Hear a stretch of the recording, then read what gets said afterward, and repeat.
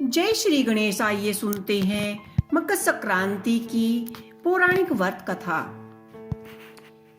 मकर संक्रांति को लेकर कथाएं प्रचलित हैं, जिसमें से शनिदेव और सूर्य देव की सबसे ज्यादा कथा शुभ मानी जाती है। आइए सुनते हैं मकर संक्रांति की व्रत कथा। हिंदू धर्म के प्रमुख त्योहारों में से एक मकर संक्रांति का पर्व मनाया जाता है। यह पर्व देश भर में बहुत ही धूमधाम के साथ मनाया जाता है। जब पौष मास में सूर्य मकर राशि में प्रवेश करते हैं तो मकर संक्रांति होती है। आमतौर पर ये पर्व हर साल 14 जनवरी को मनाया जाता है, लेकिन कई बार सूर्य के मकर राशि में प्रवेश करने की तिथि थोड़ी ऊपर नीचे हो जाती है, जिसके कारण यह पर्व 12, 13 या फिर 15 तारीख को मनाया जाता है। इसके साथ ही 15 जनवरी को भी यह पर्व मनाया जाता है।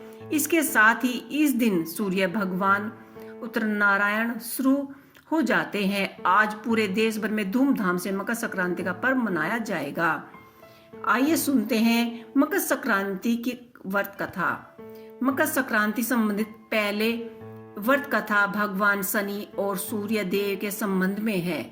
जब शनि देव मकर संक्रांति जब शनि देव छाया ने अपने पुत्र के बारे में ऐसा अपशब्द सुने तो उन्होंने सूर्य देव के ऊपर अधिक प्रकोप आया और क्रोधित होकर वह उन पर बरसने लगी और उन्हें कुष्ठ रोग होने का श्राप दे दिया। इसके बाद सूर्य देव ने भी शनि देव और छाया माता के घर कुंभ को जला डाला।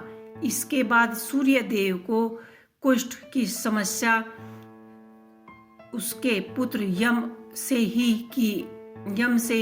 की थी, लेकिन उन्होंने अपने पिता से कहा कि वे माता छाया से व्यवहार सही करें। इस बात को सुनकर सूर्य देव शनिदेव से मिलने उसके घर पहुंचे, लेकिन जैसे ही उसके घर पहुंचे तो उन्होंने राख का ढेर मिला। ऐसे में शनिदेव से काले तिल से अपने पिता का स्वागत किया। सूर्य देव अपने पिता का स्वागत सत्कार देखकर अत्यंत प्रसन्न हुए और उन्हें मकर नाम का घर दिया। इसी प्रसन्नता के साथ उन्हें मकर नाम का घर दिया गया। इसी के कारण शनिदेव को मकर और कुंभ का स्वामी कहा जाता है। इसके साथ ही सूर्य ने शनिदेव से कहा कि सूर्य जब मकर घर यानी मकर संक्रांति के दिन घर आएंगे तो वह धन धान्य से भरे जाएंगे। इसी कारण इस दिन हर साल मकर संक्रांति मनाई जाती है। इसके साथ ही एक पुरानी कथा और प्रचलित है। मकर संक्रांति मकर राशि की दूसरी कथा माँ गंगा और भगीरथ से संबंधित है कि मकर संक्रांति के दिन ही माँ